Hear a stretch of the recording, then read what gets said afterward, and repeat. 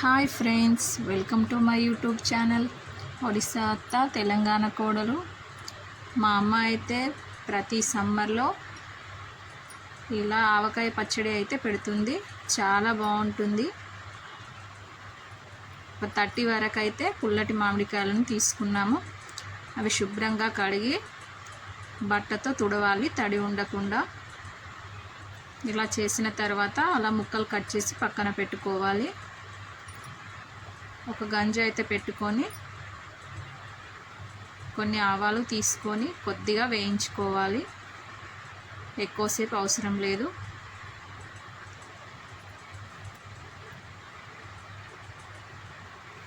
చూడండి, ఆల్రెడీ వేగిపోయాయి. మేమైతే ఇవి రోట్లో దంచుకుంటున్నాం. ఇలా అయితే దంచుకోవాలి.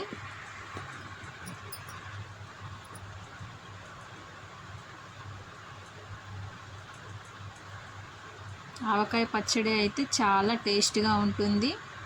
మా ఇంటి నుంచి అయితే చాలామంది తీసుకెళ్తారు. జీలకర్ర ఇలా దంచుకోవాలి. ఇవన్నీ సపరేట్గానే దంచుకోవాలి. ఏదైనా దంచి చేసుకునేది టేస్ట్ చాలా బాగుంటుంది కదా. మీరు కూడా ఒకసారి ట్రై చేసి చూడండి. వెల్లుల్లి కూడా ఇలా దంచుకోవాలి. 2 కేజీల ఆయిల్ వరకు అయితే తీసుకొని ఆయిల్ని హీట్ చేసుకోవాలి. మనం దంచి పెట్టుకున్న మామిడికాయల్లో ఉప్పు వేసి కలిపి పక్కన పెట్టుకోవాలి.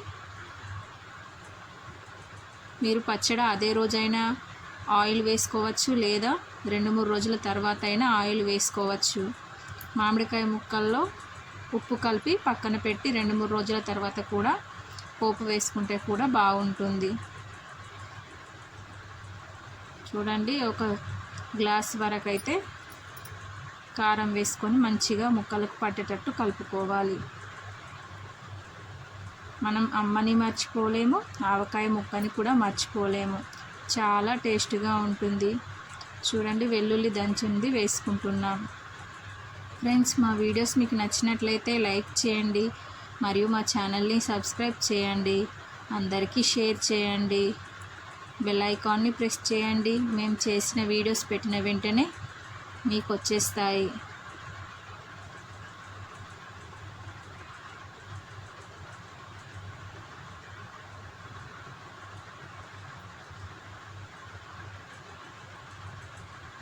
మా చిన్నప్పటి రోజుల్లో అయితే మా అమ్మ పచ్చడి ఇలా చేస్తే మేము ఏ కర్రీ ఉన్నా కూడా కర్రీ తినకుండా డైలీ ఇలా పచ్చడి వేసుకొని తినేవాళ్ళం.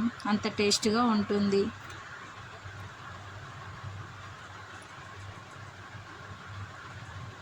రండి, ఇవన్నీ మంచిగా కలుపుకున్న తర్వాత ఆయిల్లో ఎండుమిర్చి, వెల్లుల్లి, ఆవాలు, జీలకర్ర ఇవన్నీ వేసుకోవాలి. ఆయిల్ దించిన తర్వాతనే వేసుకొని పచ్చళ్ళలో కలుపు